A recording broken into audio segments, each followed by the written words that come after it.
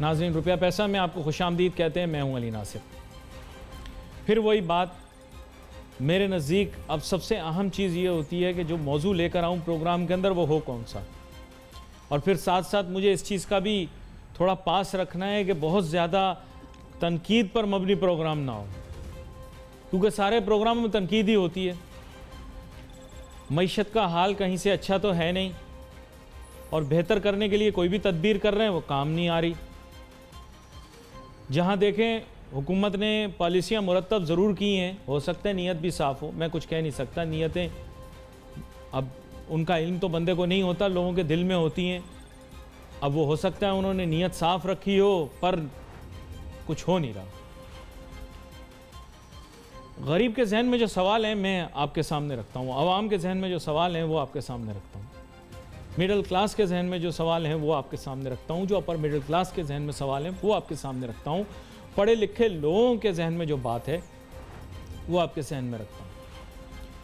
देखिए, बात ये काफ़ी अरसा नज़रियाती बहस होती रही, ये बेहतर या वो बेहतर, वो करप्ट या ये बेहतर, करप्शन बेहतर या मौजूदा हालात बेहतर। बहस तो मुख्तलिफ नौइयत की होती है ना भाई, रोक तो नहीं सकते किसी को सोचने से रोक नहीं सकते आप। वो दिल में क्या सोच रहा है हम नहीं उसे रोक सकते, फिर वो दिल में जो कुछ सोच रहा है वो ज़ुबान पर ले आए तो भी हम नहीं रोक सकते उसको। अगर इखलाकी माशरती उसूलों को सामने रखते वो दिल की बात ज़ुबान पर ले आए, हम तो नहीं रोक सकते। गरीब आदमी अब सवाल क्या कर रहा है, आम आदमी अब सवाल क्या कर रहा है, जिन लोगों का मैंने आपको जिक्र किया, जो तबकात हैं, मिडिल क्लास है, अपर मिडिल क्लास है, पढ़े लिखे लोग हैं, वो सवाल क्या कर रहे हैं? वो कह रहे हैं भाई हमारी बुनियादी ज़रूरियात क्या पूरी हो रही हैं?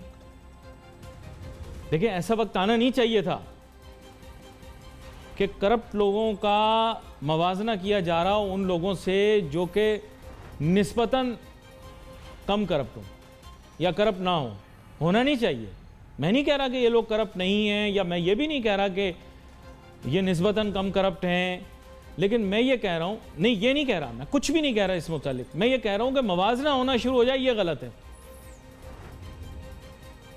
और मवाजना लोग किस बुनियाद पर कर रहे हैं ये समझने की ज़रूरत है। यहाँ पर हुकूमत के सारे जहन जो है वो जुड़ के बैठ जाएं और समझने की कोशिश करें कि बात क्या हो रही है। देखो, लोगों के दिल की बात जो ज़ुबान पर आ रही है और आप समझ नहीं रहे, और ये सारी माशी मामलात के ऊपर आ रही हैं, सियासी मामलात पे नहीं आ रही। उनको सियासत से कोई लेना देना नहीं।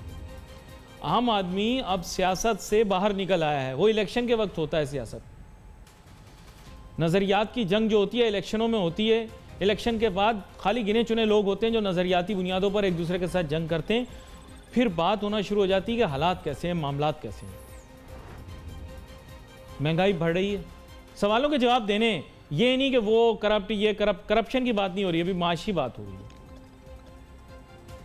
महंगाई बढ़ी है या कम हुई है? आंसर, क्योंकि हम सॉल्यूशन बेस्ड चल रहे हैं, महंगाई बढ़ी है। बेरोजगारी कम हुई है या बढ़ी है? बेरोजगारी बढ़ गई है। क्यों, क्या वजह हुई? इससे आम आदमी इंटरेस्टेड नहीं है, या वो तबकात भी इंटरेस्टेड नहीं है जो बात मैंने आपसे की है। वो अब एक्सप्लेनेशन नहीं चाहिए उनको, सफाइयाँ नहीं चाहिए। नहीं हुआ, महंगाई भी बढ़ी, बेरोजगारी भी बढ़ी। ठीक है जनाबे वाला, ये दो पहली चीज़ें हो गई। अच्छा, अब आ जाएं, माशी तरक्की बढ़ी या कम हुई? मईशत का फैलाव हुआ या मईशत सुकड़ी? जवाब आपको पता है, मुझे बताने की ज़रूरत नहीं है। लोग अब अगर मगर नहीं सुनना चाह रहे, लोग क्या वजह हुई, क्यों हुआ, ये नहीं सुनना चाह रहे।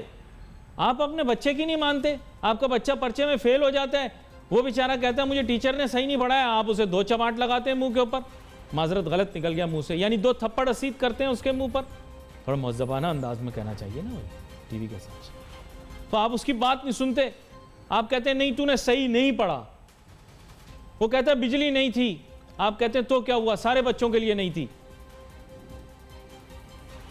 वो कहता मुझे समझ में नहीं आती, आप कहते हैं नहीं तुम्हें पास होना चाहिए था, तुम पास क्यों नहीं हुए?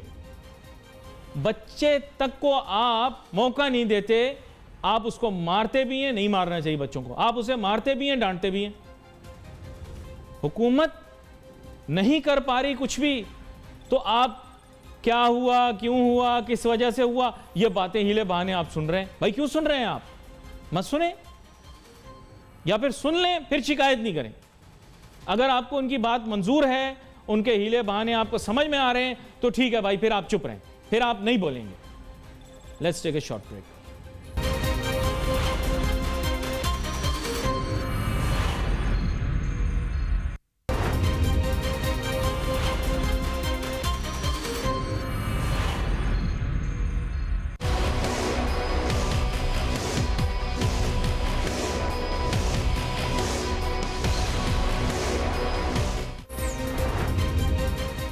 नाज़रीन, वेलकम बैक आफ्टर ब्रेक।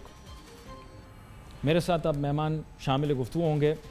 हमारे साथ होंगे जनाब सईद शफीक साहब, साबिक सदर KCCI, और जनाब शौकत बसरा साहब जो कि पाकिस्तान तहरीक इंसाफ के रहनुमा हैं।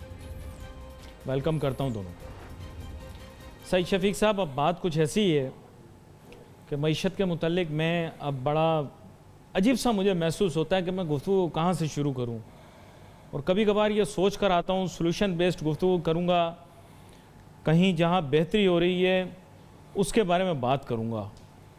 ज़ाहिरी बात है अच्छे काम भी हो रहे होंगे, मैंने नीयत का पहले जिक्र कर दिया कि नीयत अच्छी भी हो सकती है लोगों की काम करने से पहले, लेकिन फिर हमें तो यही देखना है ना भाई कि इशारे कहाँ जा रहे हैं, चीज़ें बेहतर हो रही हैं तो उनका हमें पता भी तो लगे कि चीज़ कौन सी बेहतर हो रही है। मैंने तो कुछ सवालात पूछे थे ब्रेक पर जाने से पहले, अब आप मुझे बता दें कि बेहतरी कहाँ आ रही है। मैं खुद नहीं कहना चाहता, मैं चाहता हूँ भाई आप लोग बहस करें और बात करें कि कौन कौन सी ऐसी जगह हैं जहाँ पे बेहतरी आई है या जहाँ पे नीयत साफ़ है, अच्छा काम होने लगा है। जी सईद शफीक साहब। अली, शुक्रिया आपने मौका दिया यहाँ बुला के इस अहम मसले पे गुफ्तगू करने का।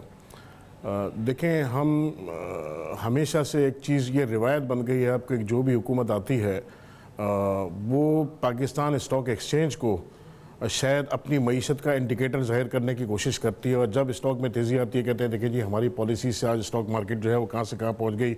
अभी मैं कल परसों पढ़ रहा था तो हम ये शायद हमारे सियासतदान या हमारे हुक्मरान जो थे उसमें से किसी ने ये कहा कि दुनिया का 8वां बड़ा स्टॉक एक्सचेंज या 4था बड़ा स्टॉक एक्सचेंज हो गया ट्रेडिंग के लिहाज से। मगर मैं एक फैक्ट जो आपको बताऊँ ना, वो फैक्ट ये है कि मईशत का इंडिकेटर कभी भी स्टॉक एक्सचेंज नहीं रहा। मईशत का इंडिकेटर आपकी अपनी करेंसी होती है जो आपकी सारी अच्छाइयों और बुराइयों को जाहिर कर देती है। अगर हम तरक्की कर रहे हैं तो हमारा रुपया जो है वो मजबूत होगा और डॉलर के सामने खड़ा होगा। अगर हम तरक्की नहीं कर रहे हैं और जवाल पजीर हैं तो हमारा रुपया कमज़ोर होगा। आज आप इस बात का अंदाज़ा बड़े सिंपल तरीके से लगा सकते हैं कि जब से हमारी ये गवर्नमेंट आई है उस वक्त रुपया जो था वो कितने का था और आज कितने पर पहुँच गया। और दूसरी अहम तरीन जो बात है जो मईशत के हवाले से आप करना चाह रहे हैं, इसमें कोई रॉकेट साइंस नहीं है। कराची वो कमाऊ पूत है पूरे पाकिस्तान के लिए, जो मईशत का एक बड़ा हिस्सा जो है उसमें उसका शेयर है, उसका कंट्रीब्यूशन है, उसके टैक्सों से मुल्क चलता है। मैं नहीं कहता मेरे टैक्सों से चलता है, इस शहर के टैक्सों से चलता है। ये शहर कराची की पाकिस्तान की मईशत में रीढ़ी की हड्डी की हैसियत रखता है। अगर आप इस शहर को पनपने देंगे, इस शहर की बेहतरी के लिए कुछ करेंगे, इस शहर की इंडस्ट्री के लिए कुछ करेंगे, इस शहर के ताजिरों के लिए कुछ करेंगे, इस शहर के शहरियों के लिए कुछ करेंगे, तो यकीनन इससे पूरे पाकिस्तान पर उसके अच्छे असरात होंगे। कुछ मैं सुनता रहा हमेशा से कराची मुतासिब लोगों का शहर है और एक मखसूस ज़बान बोलने वालों का शहर है, मगर शायद जो आखिरी इलेक्शन हुए उसमें कराची ने ये प्रूव कर दिया कि कराची जो है वो कौमी धारे में शामिल होना चाहता है और है कौमी धारे में शामिल। और उसने एक ऐसी सियासी पार्टी का साथ दिया कि जिसने किसी भी ज़बान बोलने वाले को अपने सामने, जो उसका उम्मीदवार था, उसने ये नहीं देखा कि मेरे सामने ये कौन सी ज़बान बोलने वाला है। वोटर ज़रूर एक ज़बान के बोलने वाले मेजोरिटी में थे, मगर उन्होंने एक बड़ी तादाद में यहाँ से लोगों को मुंतखब करके ऐवान में भेजा। नहीं, लेकिन लोग तो कारकर्दगी का पूछ रहे हैं ना भाई। हाँ, तो ये तो आप शौकत बसरा साहब जवाब देंगे ना कि उन्होंने कारकर्दगी क्या रही उनकी, और ये जो इतना टाइम गुजर गया इसमें मईशत का क्या हाल है, लोगों की जो एक्सपेक्टेशंस थी ये बड़ी अहम बात साहब के साथ, उसमें क्या रहा उनका, ये बताएं शौकत बसरा साहब। नहीं, आपने बड़ा आसान तरीके से सियासी पस मंज़र तो पेश कर दिया और माशी पस मंज़र भी पेश कर दिया। अब बात ये शौकत बसरा साहब कि बात अब मैं अच्छी करना चाह रहा हूँ, मैं नहीं चाह रहा कि मैं तनकीद की जानिब जाऊँ, लेकिन अब बात उसी पर आती है। पिछली दफ़ा आपसे बात हो रही थी, वो आधी अधूरी रह गई। कारकर्दगी पे अब बात होगी ना। देखें, अब आम आदमी अब वो सुन लिया उसने, हिले बहाने, अगर मगर, ऐसा था वैसा था, क्यों था, किस लिए था। अब वक्त काफ़ी हो गया है, कारकर्दगी दिखाने का वक्त आ गया है। लोग ये देखना चाहते हैं महंगाई में कमी आए, बेरोज़गारी में जो है कमी आए और माशी तरक्की की रफ्तार तेज़ हो, काम दिखना शुरू हो। इसके अंदर कोई खराबी तो नहीं है अगर आवाम कारकर्दगी देखना चाहती है? क्या कहते हैं आप शौकत बसरा साहब?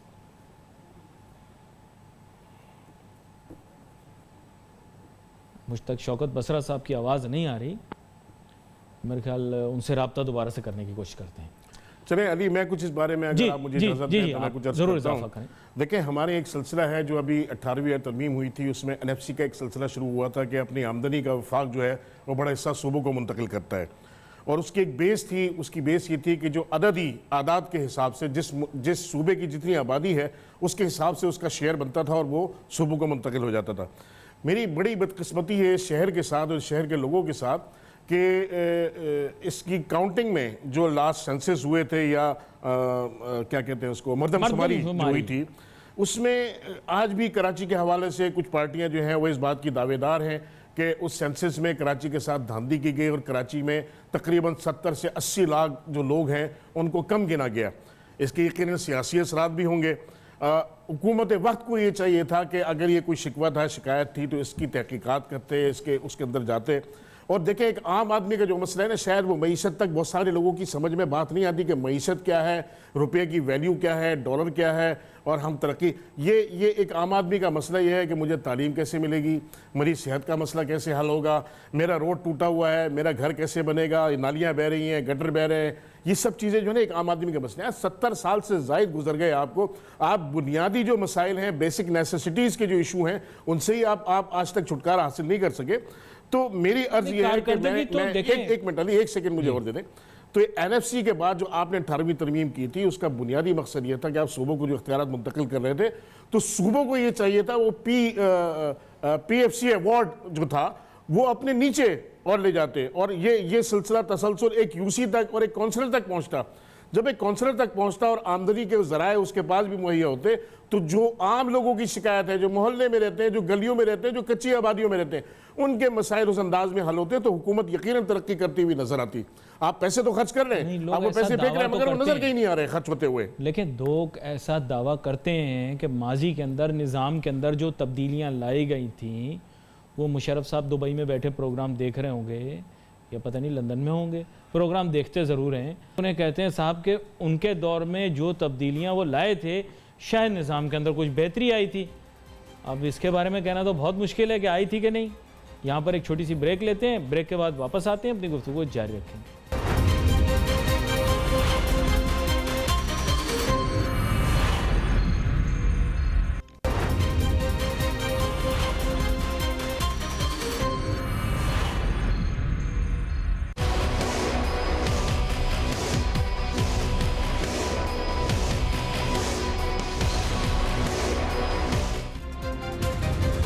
नाज़रीन, welcome back after the break. Shaukat Basra साहब हमें ज्वाइन कर चुके हैं, पाकिस्तान तहरीक इंसाफ के रहनुमा हैं। ताल्लुक़ भले बराह रास्त कराची से ना हो, लेकिन कराची के मामलात के ऊपर गुफ्तगू ज़रूर करते हैं। तो मैंने कहा उनसे भी ज़रा पूछ लेते हैं इस सिलसिले में। जनाब शौकत बसरा साहब, अब बात यह है कि हम ब्रेक पर जाने से पहले यही बात कर रहे थे कि चीज़ सारी कारकर्दगी पर आ जाती है। अब ठीक है, कुछ वक्त आपको दिया, बहाने सुने भी, क्यों, क्या, किस लिए, किस वजह से, नीयत साफ, करप्शन रोकनी थी, माफियाज़ को पकड़ना था, वगैरह वगैरह। लेकिन अब आम आदमी इस पर आ गया है कि भाई आप बताएं आपने किया क्या है, कारकर्दगी दिखाएं, महंगाई में कमी आई, बेरोज़गारी में कमी आई, क्या माशी तरक्की की रफ्तार बेहतर हुई। तो मैं चाह रहा हूँ इसके बारे में आप हमें बताएं कि अब कारकर्दगी कहाँ है, कारकर्दगी हमें दिखाएं बस। अब जिस जगह पे 70 साल लगे हैं इस मुल्क को पहुँचाने में, तो मेरा भाई कह रहा है कि हम थक गए हैं 2 साल में, कि वो कह रहे हैं कि 2 साल में अब सब चीज़ों को नीचे ले जाएं। देखिए, जब आप, मैं फिर कहूँ कि जब मुल्क तहरीक इंसाफ को मिला, और ख़ास तौर पर प्राइम मिनिस्टर इमरान खान, मुझे दुनिया का कोई ऐसा मुल्क बता दें जहाँ पर किसी पार्टी की एक दिन भी हुकूमत ना आई हो, वो लीडर उसका कभी वज़ीर आज़म ना रहा हो, आते ही जब उसको मुल्क मिले तो मेरे भाई वो उसको 35,000 अरब का मकरूज मिले, तमाम इदारे तबाह बर्बाद मिले, हर जगह पर माफिया का राज हो, हर जगह पर ऊपर से लेकर नीचे तक अकबा परवरी रिश्वत का राज हो, आपके तमाम मुल्क को गिरवी रखकर आपके जो बेन साथे हैं उनको रखकर आपने कर्जा लिया हो।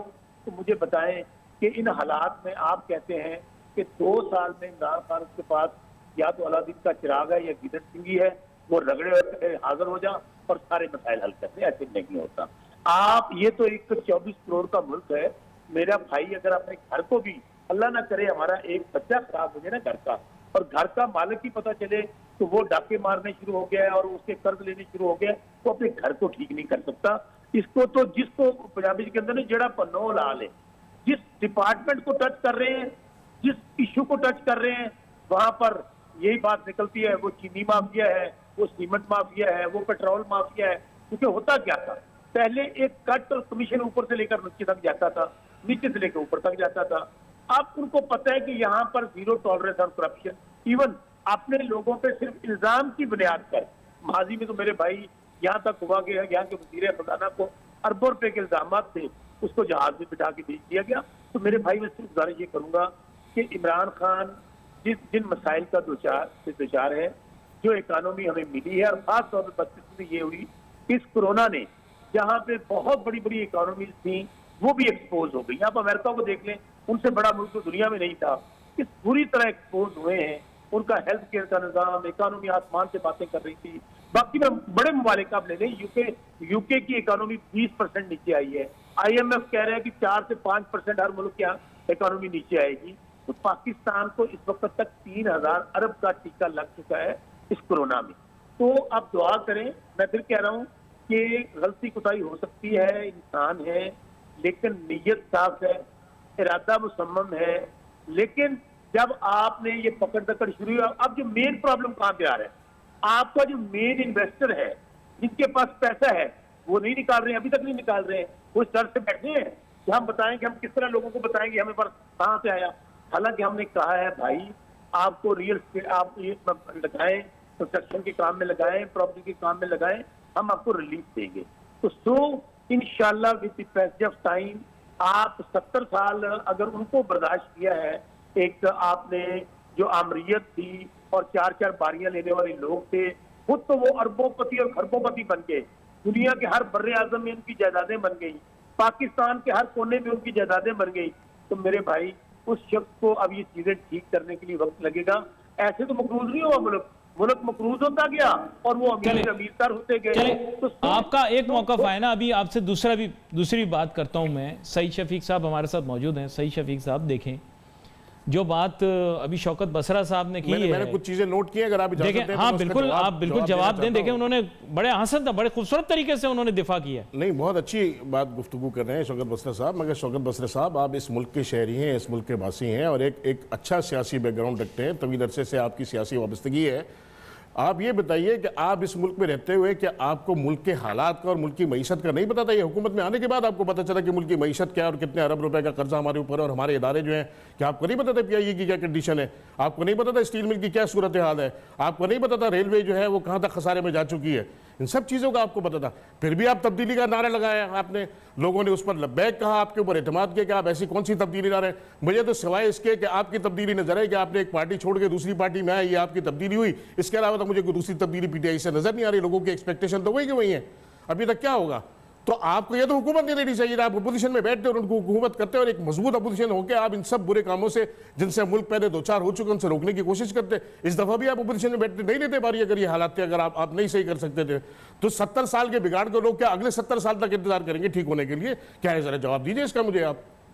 वैसे आपको सलाम पेश करता हूँ भाई, क्या खूबसूरती से आपने जो है ना गुगलियां भी करा दी, मौसर भी मार दिए और इस तरह निकल गए जैसे पिछले सब रिश्ते थे, दूध के धुले हुए थे। भाई मैं फिर कह रहा हूँ, जब जो वारदातिया होता है ना, जो डाकू होता है, जो चोर होता है, जो कमीशन लेता है, वो कहाँ कहाँ से डाके डालता है, उसका फन उसको पता होता है। अब हमें तो जाहिर है ख्वाबो ख्याल भी नहीं था। आपने अभी नाम ले दिया स्टील मिल का, आपने PIA का नाम अभी नहीं लिया, आपने सीमेंट माफिया का नाम नहीं लिया, चीनी माफिया का। लेकिन अब चीनी माफिया की बात ले लेते हैं। क्या माजी में कभी कीमतें नहीं बढ़ी थी? क्या माजी में कभी स्टोर सब्सिडियां 23 अरब की सब्सिडी चीफ मिनिस्टर अपनी मिल को दे रहे हैं? तो मेरे भाई, जब हम आए, जब हमें पता चला कि ये वारदात इस तरीके से डाली जाती है, तो हमने तमाम को एक्सपोज किया। मुझे बताएं, आज तक आपको पता था? वो फन पहले इनको आता नहीं था ढाके डालने का, अभी ऐसा ऐसा इन्होंने शौकत भाई, आप समझा है। छोटे भाई हैं, आप मेरे मैं क्या छोटे कहूं भाई आगे, हैं। ये दिल में बहुत कुछ आ रहा है जी। आपके इल्म में है ये बात के नहीं है। चीनी के ऊपर सिर्फ 4 आने 8 आने अयूब खान के दौर में बढ़े थे और अयूब खान की हुकूमत का तख्ता उलट दिया था इस अवाम ने। मगर आज हमारे अंदर बेहिसी जो है वो हद से ज़्यादा बढ़ गई है। हम इससे बड़े बड़े झटके और इससे बड़े बड़े जो है ना वो हम बर्दाश्त कर देते हैं। ये कौम अब बेहिसी की तरफ जा रही है। हम रोड पर पड़े हुए तड़पते आदमी को गुजरते हुए चले जाते हैं कि इस मुसीबत में कौन पड़ेगा अगर मैं इसको उठा के अस्पताल ले गया। 10 चीज़ें और हैं जिनसे हम नबरत आजमा होते हैं माशरे में। तो हम इस बेहिसी का भी तो खात्मा करें ना। कुछ आप करें इस तरह के मामलात इस तरह आप लेके जाएं कि लोग जो हैं वो इन सब चीज़ों के खात्मे के लिए आपके साथ खड़े हों। ये बात तो है, लेकिन जो बात उन्होंने की उस पर थोड़ा करें। उन्होंने कहा कि पहले वालों को डाके डालने का, वारदातें करने का फ़न था, इन्हें पता नहीं था। आहिस्ता आहिस्ता पता लग रहा है। खैर, इसके ऊपर मज़ीद भी बात करते हैं। एक छोटे सा ब्रेक लेते हैं। Let's take a short break.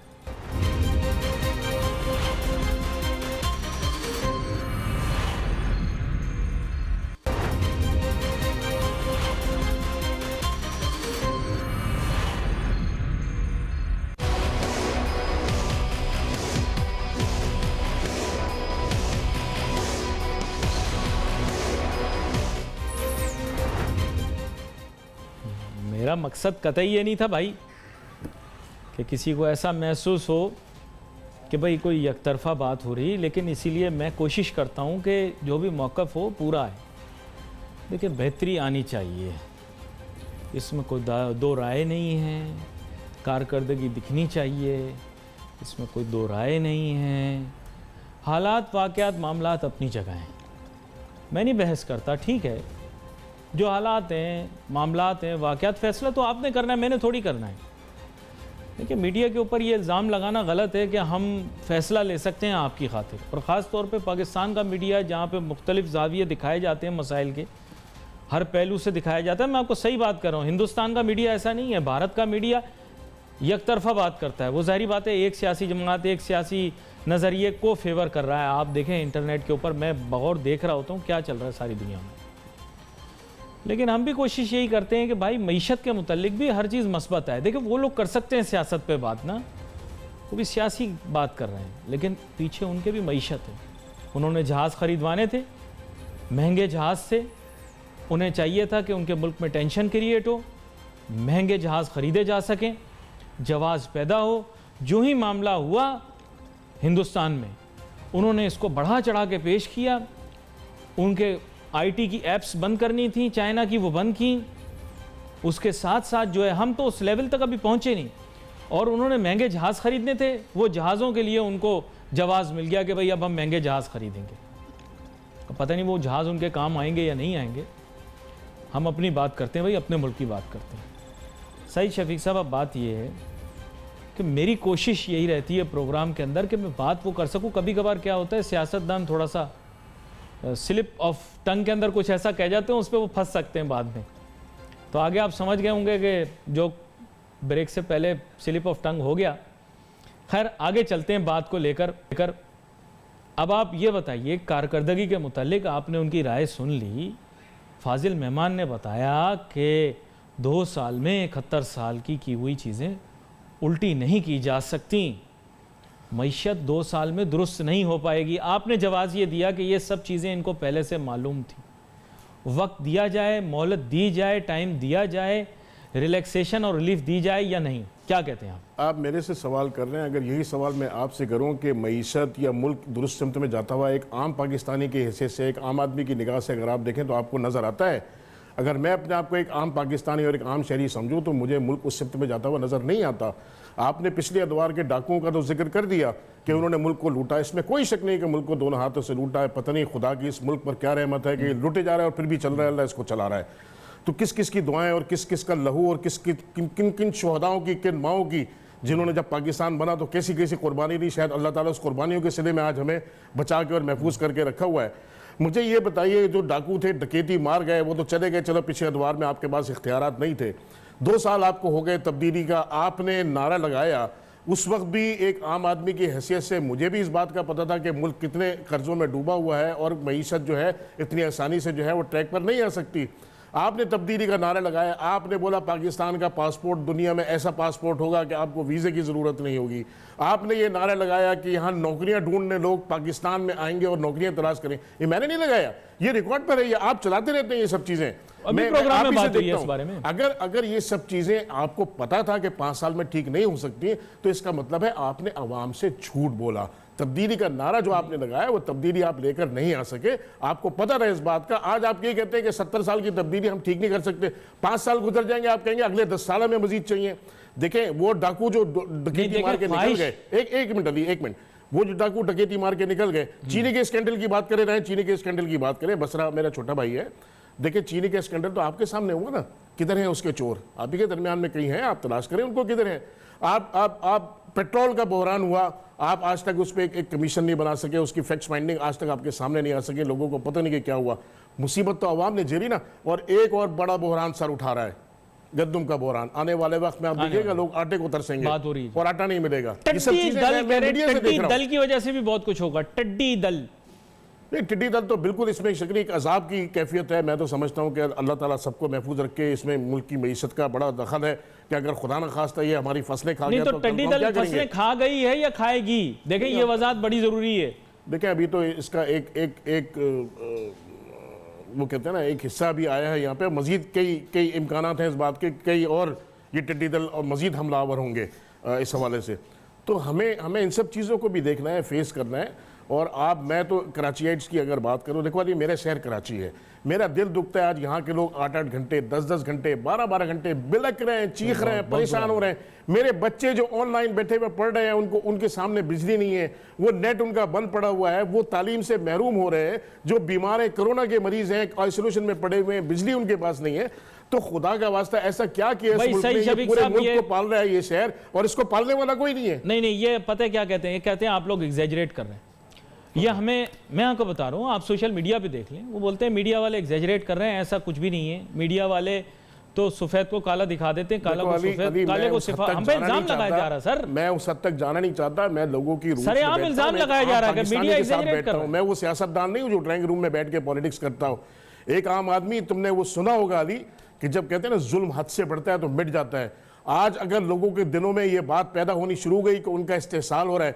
एक ऐसा शहर, मुझे पता है तासुब की बात करते हो, तुम उर्दू बोलने वाले पर तासुब का वो करते हो, नारा लगाते हो। अरे यार, इस शहर में जो हुकूमत इस वक्त सूबे सिंध की है, मुझे पता है इस शहर को मैनेजमेंट इसकी सारी गैर मकामी है, इसकी पुलिस सारी गैर मकामी है।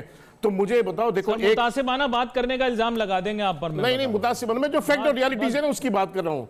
मुझ पर कोई गद्दारी का इल्जाम तो नहीं लगेगा। जो सूरत हाल सारे लोग देख रहे हैं, आपके करोड़ों लोग देखते हैं, मेरी बात पर अप्रिशिएट करेंगे। आवाज तो उठाई उनकी जो उनके दिल में थी कम से कम। हाँ, यहाँ पर नाजरीन प्रोग्राम करना चाहते हैं। We wait for your message on Facebook. Ali Nasir हमारी टीम को इजाज़त दीजिए। अल्लाह हाफ़िज़।